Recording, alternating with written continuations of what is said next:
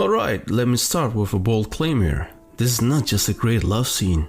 It's the best love scene ever made in a movie. And that's a big call, I know. Why is that? Because it's so different what we've come to expect from Hollywood. No grand kisses, no sweeping romantic monologues, and certainly no over-the-top declarations of love. Instead, we get here as something much more profound, a moment of pure emotional connection. There's no need for words, no need for flashy moves.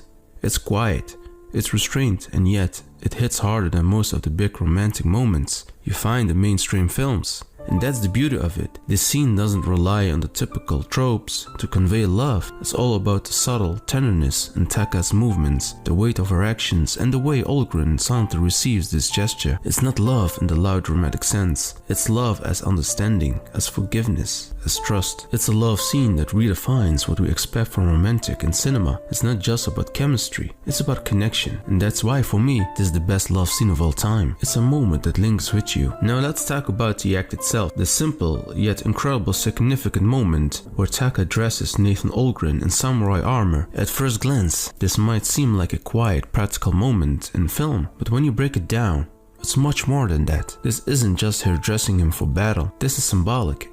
Every piece of armor she places on Olgren is loaded with meaning. Remember, this isn't just any armor, it's her husband's armor. Her late husband's, who Olgren killed in battle. Think about that for a second. This act represents forgiveness.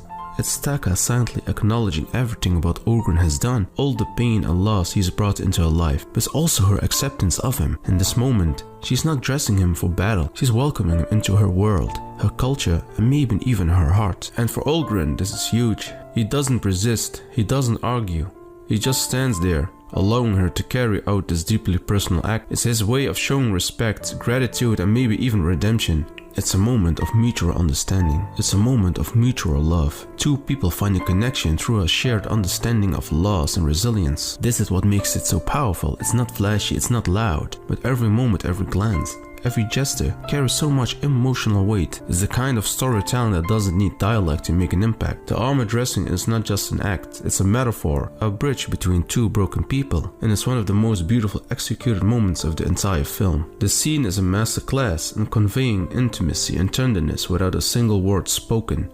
Every action, every small gesture is deliberate and full of meaning, and that makes it so unforgettable. This is storytelling at its most powerful.